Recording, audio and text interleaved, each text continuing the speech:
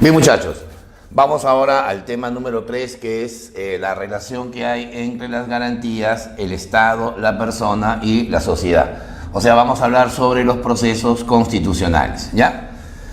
Hay bastante discusión acerca de la definición de procesos constitucionales, ¿no? Algunos dicen son 6, otros juristas ya de mayor jerarquía sostienen que son 7. Vamos a hacer una pequeña aclaración. Bueno, vamos primero al concepto. Vamos a decir que los procesos constitucionales vienen a ser el conjunto de mecanismos, o sea, de caminos, de métodos, o también de procedimientos, ¿verdad?, que van a proteger la vigencia de los derechos fundamentales de las personas, así como también la jerarquía de la Constitución. Evidentemente, la Constitución se destaca como la norma jurídica de mayor jerarquía, la norma jurídica de mayor rango. Si ustedes consultan la pirámide jurídica, o como se llama técnicamente la pirámide kelseniana, van a encontrar pues que la Constitución siempre es la norma de jerarquía más alta. Solamente puede ser interpretada al mismo rango que los tratados internacionales en derechos humanos. Entonces, para que la Constitución mantenga su jerarquía, para que pueda subordinar a las demás normas y para que las personas puedan, ¿no?, hacer valer sus derechos, entonces tenemos un conjunto de procesos que justamente llamamos procesos constitucionales. ¿Está bien? Bueno, vamos a la polémica. ¿Cuántos son? Vamos a considerar inicialmente 6, ¿no? Mencionamos, a ver, el habeas corpus, que es el más mediático. Luego viene otro habeas, que se llama el habeas data. Luego viene la acción de amparo. Luego está la acción de cumplimiento. Luego viene la acción popular y por último la acción de inconstitucionalidad. Ahora, ¿dónde está la polémica?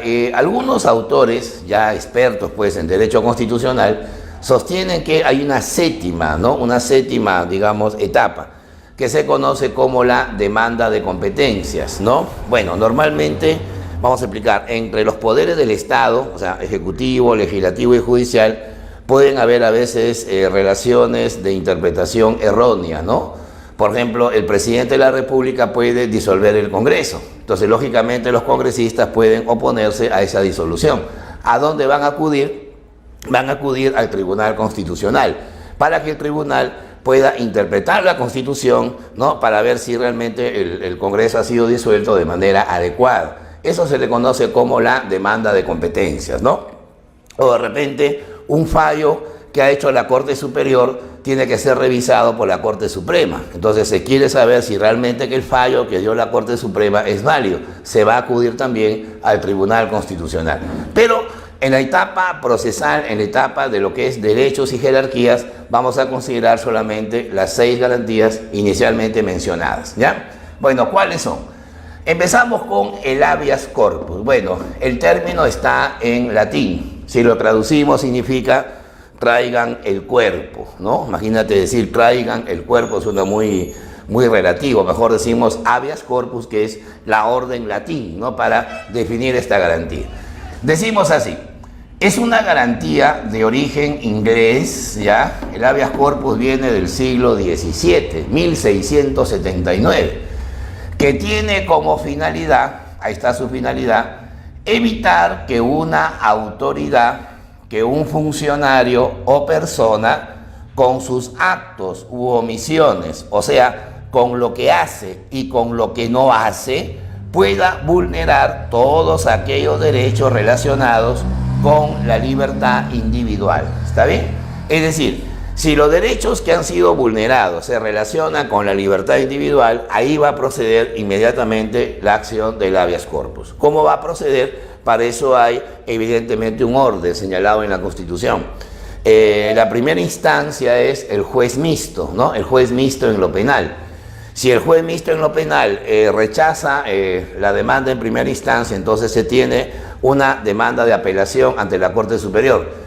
Si la Corte Superior rechaza el habeas corpus, entonces el afectado puede recurrir a la Corte Suprema a presentar una casación. Y si la Suprema, que es la instancia judicial máxima, rechaza el habeas corpus, se puede acudir al Tribunal Constitucional para presentar el recurso de queja. Y si el Tribunal Constitucional rechaza internamente esta garantía, queda todavía la acción de la Corte Interamericana de los Derechos Humanos, donde ésta se va a pronunciar y va a emitir un fallo de manera definitiva. ¿Está bien? Bueno, ¿cuáles son los derechos que va a proteger el habeas corpus? A ver, vamos a mencionar uno por uno, ¿ya? Primero, el derecho de no ser torturado y obviamente no ser secuestrado. Imagínate una persona que sea, digamos, tomada de rehén, obviamente contra su voluntad, se está hablando de un secuestro, pero no solamente es el secuestro que pueden cometer los delincuentes, también puede ser el seguimiento que pueden hacer autoridades del Estado. Por ejemplo, yo tengo mi casa y veo que hay 5 patrulleros que están rodeando mi hogar sin ningún motivo. O sea, significa que me pueden estar siguiendo, me pueden estar filmando, pueden estar chuponeando, como se dice en el argot popular, mis comunicaciones, y eso también se puede entender como una forma de secuestro, ¿no? La tortura, bueno, sería la violencia física, ¿no? Dice la Constitución que toda declaración que se obtiene por medio de la violencia carece de validez, ¿no? Ese es un principio fundamental. Entonces ya saben, no ser torturado, no ser secuestrado, te lo ampara el habeas corpus, ¿está bien? Transitar libremente por el territorio. Puedo irme a cualquier lugar del Perú, o también puedo salir del país, pero claro, siempre y cuando no tenga por ahí un impedimento procesal o judicial, ¿no? Para viajar al exterior debo sacar pues un pasaporte, el otro país me tiene que dar un permiso, o sea, una visa, ¿no? Salvo que haya libertad de circulación, eso ya es una cuestión de tratados, ¿no? Pero normalmente la idea está en que si una persona quiere viajar al exterior y hay impedimento de salida, ahí obviamente eso no es posible. Y eso no significa que voy a presentar un habeas corpus porque el juez está impidiendo que yo salga del país. O sea, no se puede interponer una acción judicial contra una sentencia previa del propio juez, ¿verdad? Ese es un principio básico. Bueno, tampoco podemos ser detenidos. Ojo a lo que voy a decir.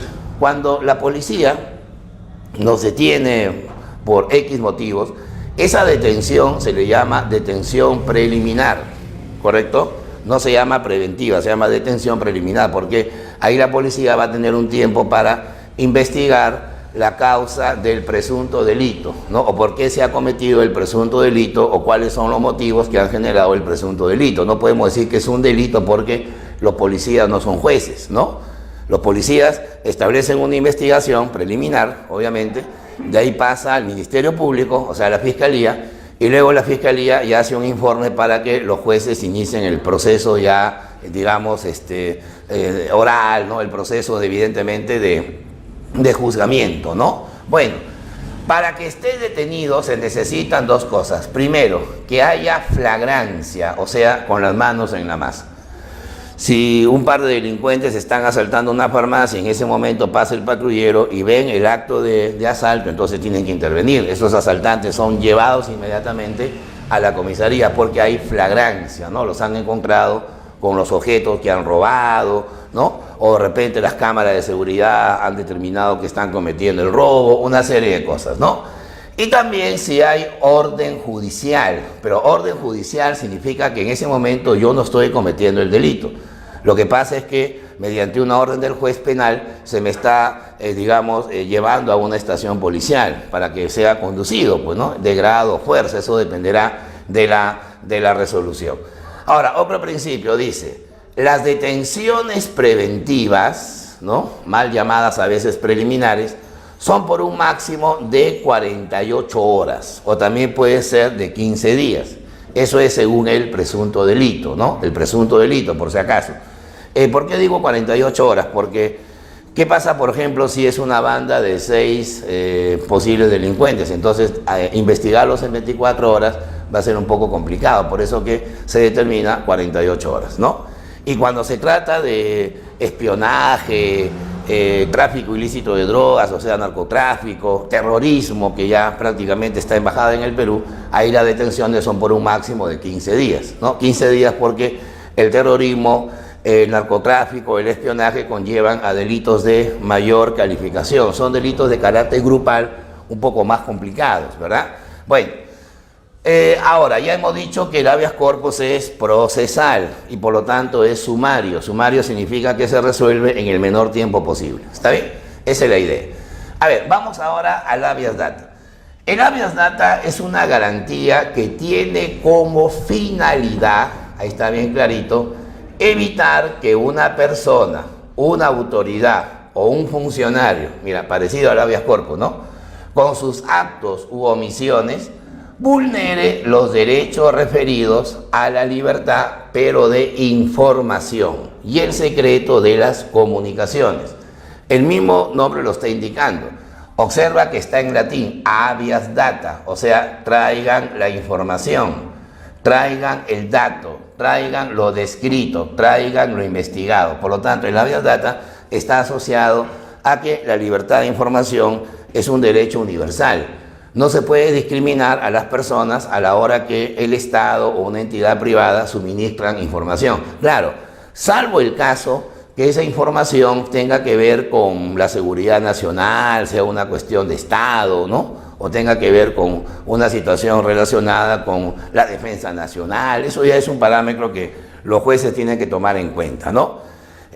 Por ejemplo, a ver, vamos a suponer que yo estoy estudiando, Derecho, ¿no? Y acudo al Ministerio de Justicia para hacer un trabajo de investigación sobre la cantidad de presos que hay en el Perú, ¿no?, que están bajo prisión preventiva, para saber cuál es la situación del Poder Judicial. Y supongamos que el funcionario del ministerio me discrimina y no me da esa información porque vengo de una universidad no tan conocida. En cambio, a un estudiante de una universidad muy reconocida, que incluso tiene hasta sedes en el exterior, sí le dan esa información. O sea, la discriminación informativa ya genera que automáticamente el afectado acuda pues a un juez especializado, en este caso en lo civil, para presentar un habeas data. Y con ese habeas data el juez le está ordenando al funcionario de este ministerio a suministrar la información, ¿ya? Siempre y cuando afecte, me dejo entender, la, digamos, identidad de la persona, ¿está bien? Su derecho a la información. Y con respecto al secreto de las comunicaciones, ustedes habrán escuchado hablar, por ejemplo, del secreto bancario y el secreto tributario, ¿no? Secreto bancario significa que el ciudadano tiene derecho a que solamente él pueda conocer su información financiera, ¿no? O sea, cuánto ahorra, cuánto debe, su situación crediticia, solamente él la puede conocer. Ese es un derecho de carácter personalísimo, pero que está involucrado también con el habeas data. El secreto tributario es el derecho que tiene la persona, natural o jurídica, o sea, el individuo o la empresa, para saber qué impuestos tiene que pagar, qué impuestos son los que debe, ¿no?, cuál es su situación tributaria. Si esos derechos son vulnerados por otros funcionarios, otras autoridades, ahí también se puede aplicar el famoso habeas data. Es una garantía que no tiene mucha aplicación en el Perú. Digamos que su primo, que es el habeas corpus, tiene aplicación mucho más rápida porque tiene que ver pues con integridad física, ¿no es cierto? Bien, el tercer proceso constitucional se llama la acción de amparo, ¿ya? La acción de amparo, que no es lo mismo que amparo en acción, viene a ser una garantía de origen mexicano, Tex-Mex, ¿ya? Acuérdate del Tex-Mex, acción de amparo, garantía de origen mexicano, que tiene como finalidad, escuchen bien esta parte, evitar que una autoridad, funcionario o persona, con sus actos u omisiones, o sea, con lo que hace y con lo que no hace, con lo que deja de realizar, vulnere todos aquellos derechos que tienen carácter patrimonial. O sea, la acción de amparo es una garantía que funciona muy similar al habeas corpus. La diferencia está en el ámbito de los derechos que van a proteger. Por ejemplo, el habeas corpus protegía la libertad de tránsito, la libertad de no ser secuestrado, no ser detenido injustificadamente, ¿no?, etcétera, etcétera. El amparo no. El amparo lo que busca es proteger los derechos patrimoniales. Ahora, muchos se preguntarán, ¿qué son derechos patrimoniales? Acá lo vamos a mencionar, ¿ya? A ver, por ejemplo, el derecho a la propiedad. Eso es determinante, ¿no? Imagínate que yo tenga un terreno, ¿no?, baldío, abandonado, y el Estado va y construye ahí, no sé, viviendas para la gente de menos ingresos. ¿Cómo haría yo para evitar que el Estado pueda usufructuar mi propiedad? Voy a recurrir pues a la acción de amparo. ¿Está bien? La acción de amparo busca proteger la propiedad, porque la propiedad es un valor material individualizado, ¿no? Y ese es un patrón, pues, que está dentro de los aspectos patrimoniales. ¿Está bien? Está el derecho a la herencia, ¿no? Derecho a heredar. Normalmente cuando uno habla de la sucesión de bienes, o sea, las partes hereditarias, debe establecer cuáles son las categorías en que la herencia se va a desarrollar. Por ejemplo, si una persona muere y no dejó testamento, ¿quiénes van a ser los herederos? Bueno, obviamente los hijos, ¿no? Si no hay hijos serían los nietos, o sea, los descendientes. A falta de ellos serían los padres. Pero si no hay padres serían los abuelos, que sería una posibilidad más remota. En caso no hayan abuelos, heredan el cónyuge, ¿no? Está en tercer lugar. Si no hay cónyuge, heredan los hermanos. Si no hay hermanos, heredan los tíos. Si no hay tíos, heredan los sobrinos. Si no hay sobrinos, heredan los primos. Si no hay primos, hereda el Estado. O sea, hay un orden definido por el Código Civil donde se define el derecho a la herencia. Si ese derecho es vulnerado, procede la acción de amparo. Imagínense que yo sea un hijo adoptado o un hijo extramatrimonial y el juez me excluye de la herencia, ¿no? Por el padre que ha fallecido, y por ser hijo extramatrimonial o adoptado no me quiere, ¿no? Incluir en la sentencia judicial. Ahí voy a protestar contra ese juez yendo a otro juzgado a presentar una acción de amparo. Me está vulnerando el derecho a heredar, ¿no? Va a estar también el derecho a la libre contratación. Tú puedes tener la libertad de decidir dónde trabajas, qué compras, qué adquieres, con quién contratas, pero claro, siempre y cuando te sometas a un orden legal, ¿no? Es como que yo sea congresista y mi empresa de alimentos abastece de alimentos al Congreso, entonces yo estaría vulnerando un reglamento principal. La libre contratación está dependiendo de parámetros ya predefinidos. Va a estar también el derecho a la nacionalidad, ¿no? La nacionalidad, bueno, es un derecho que tiene que ver con el Estado, ¿no? La nacionalidad es el vínculo que une a la persona con el Estado y que luego hará que esa persona se vuelva ciudadano, ¿no? Tú puedes ser peruano por nacimiento, por derecho de suelo, por derecho de sangre, puedes ser peruano por opción, puedes ser peruano naturalizado. Hay muchas formas para adquirir la nacionalidad. Imagínense que una señora, española, se casa con un peruano y a los 7 años quiere nacionalizarse peruana, pero le niegan ese derecho. Ella tiene derecho porque ella tiene mínimo 2 años de matrimonio. Ahí va a presentar su acción de amparo. ¿Está bien?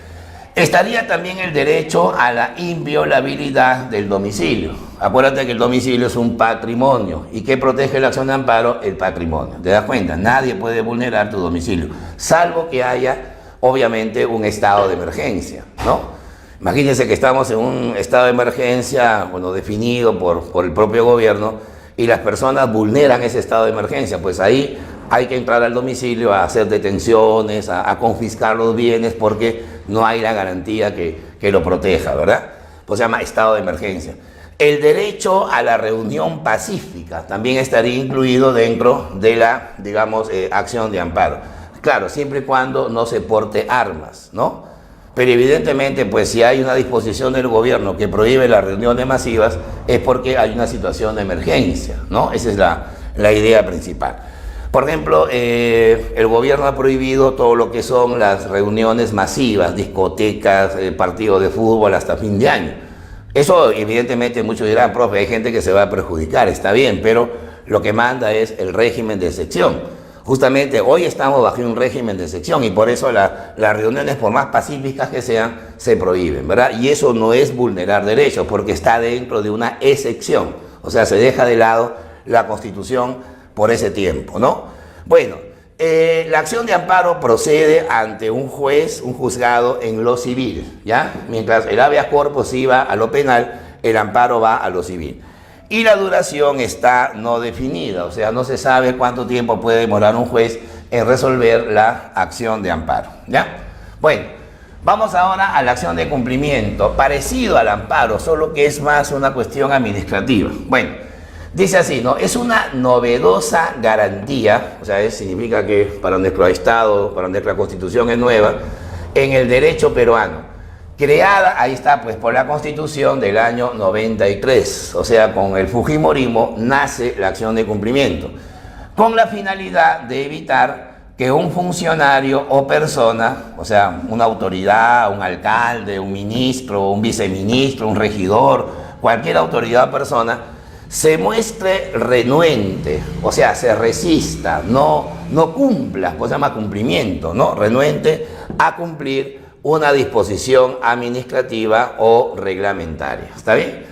Por ejemplo, a ver, vamos a suponer que el gobierno define que el Banco de la Nación debe trabajar de 7 de la mañana a 7 de la noche, por la gran cantidad de clientes que debe atender. Pero uno de los gerentes, ¿no?, de una de las agencias decide que no, o sea, que van a trabajar solamente de 9 de la mañana a 3 de la tarde. Eso significa que ese funcionario no está cumpliendo una resolución, no está cumpliendo un acto administrativo. Y por lo tanto, cualquier ciudadano o cualquier funcionario del propio gobierno podrá presentar una acción de cumplimiento, lo cual va a provocar que el juez obligue, entre comillas, a ese funcionario a acatar, no sea renuente, ¿no es cierto?, a la disposición administrativa.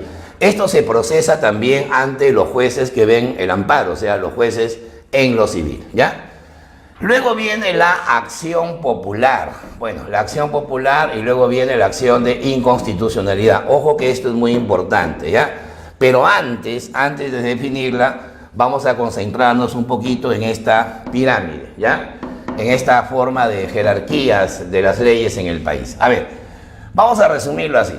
Hay 3 niveles de jerárquicos del Estado. Hay 3 niveles para la aplicación de las normas jurídicas. El primero es la Constitución, ¿ya? El segundo nivel van a ser las que tienen origen legal, ¿no? Y en tercer nivel, aquellos que se llaman normas reglamentarias, ¿no? Los reglamentos, los decretos, las resoluciones. Entonces, entre la Constitución y la ley, obviamente, ¿quién prevalece? La Constitución. Entre la ley y los reglamentos prevalece la ley. Entonces, la pregunta cantada sería, ¿y entre la Constitución y los reglamentos recontraprevalece la Constitución? Entonces, eso hay que tomar en cuenta para definir estas 2 garantías, ¿ya? A ver, acción popular, dice, es una garantía que se interpone ante el Poder Judicial, ¿correcto? Ante el Poder Judicial. Puede ser la Corte Superior y luego se va a ser ratificada o rechazada por el más alto rango, que es la Corte Suprema, ¿ya? La puede presentar cualquier ciudadano o grupo de personas, por eso se llama acción popular, ¿ya? Garantía que se interpone ante el Poder Judicial para evitar que una norma reglamentaria, o sea, las que están en el tercer nivel, las de menor rango, o sea, puede ser un decreto supremo que da el presidente, una resolución suprema, una resolución ministerial, ¿no?, una resolución directoral, todas las normas que son netamente reglamentarias, vulneren, o sea, en este caso vayan contra el contenido, vayan en contra del espíritu o la letra de la ley o la propia Constitución. Es decir, mirando el grafiquito, si un reglamento de este tercer nivel vulnera el contenido del segundo nivel, que son las leyes, o el primer nivel, que es la Constitución, inmediatamente habrá que derogarla. ¿Y cómo la vamos a derogar? Mediante una sentencia que va a dar la Corte Suprema. Si la Corte Suprema acepta la acción popular, ese reglamento se deroga y por lo tanto prevalece la ley y la propia Constitución. Eso es para evitar que un subordinado, me dejo entender, tome decisiones por encima de aquellos que tienen una jerarquía muy superior. ¿Estamos? Y finalmente viene la acción de inconstitucionalidad. Bueno, vamos a definirla, ¿ya? Dice, procede cuando una norma, ojo a esto, una norma de jerarquía legal, o sea, del segundo nivel, olvídate del tercero, vulnera en su forma o en el fondo el contenido de la Constitución. Bueno, cuando se dice el contenido, puede ser el contenido escrito o el contenido del mensaje, ¿no? O sea, la letra o el espíritu, ¿da? Y se interpone en única y definitiva instancia ante el Tribunal Constitucional. Señores, todas las garantías que hemos mencionado hasta ahora, las 5 primeras, iban al Poder Judicial. Esta sexta no. La única instancia y también definitiva es el Tribunal Constitucional. Vamos a hacer un ejemplo bien simple, a ver. A ver, artículo 140 de la Constitución, artículo 140 de la Carta Magna, dice que la pena de muerte solo se puede aplicar por traición a la patria en caso de guerra o por terrorismo. Eso tiene que ser respetado. Imagínate que mañana el Congreso aprueba un código penal, cambia el código penal, que es una norma inferior que la Constitución, y el código penal define pena de muerte para los sicarios o para los violadores. Eso significa que la ley estaría contraviniendo lo que dice la Constitución. La Constitución no dice que hay pena de muerte para sicarios y violadores, pero la ley dice que sí. Entonces, ¿a quién le hacemos caso? Obviamente a la Constitución. Por eso la Constitución tiene que prevalecer. Y para evitar que la ley la vulnere, entonces tenemos la acción de inconstitucionalidad. Si el tribunal declara que la ley es inconstitucional, pues inmediatamente publica su sentencia en el peruano y la ley queda derogada absolutamente. ¿Ya? Ese es el principio determinante. Ahora, profe, ¿qué pasa si el tribunal declara que la ley es constitucional? Entonces, obvio, la ley sigue vigente. Eso ya dependerá de lo que decide el tribunal. El tribunal está integrado por 7 representantes, ¿no? Elegidos por el Congreso. Son 7 tribunos, ¿no? Para que una norma sea rechazada, la sentencia debe ser siempre como mínimo 5-2, ¿ya? Si es 5-2, 6-1, 7-0, parece goleada, entonces la norma se deroga automáticamente, ¿ya? Tiene sedes tanto en Lima, donde se reúnen los tribunos, pero también lo pueden hacer en la ciudad de Arequipa, ¿ya? Ahora, ¿quiénes pueden presentar esta acción? Porque muchos dirán, profe, ¿se parece a la acción popular? Sí, pues, pero la acción popular solamente la puede presentar cualquier persona. La acción de inconstitucionalidad no, porque esta garantía solamente se le atribuye al presidente, a los congresistas, deben ser un mínimo de 33 congresistas, se le atribuye al defensor del pueblo, se le atribuye a la Corte Suprema, se le atribuye al fiscal de la nación, a los alcaldes provinciales, a los gobernadores regionales, y además deben ser 5.000 ciudadanos como mínimo que acudan al tribunal a presentar este proceso, esta garantía.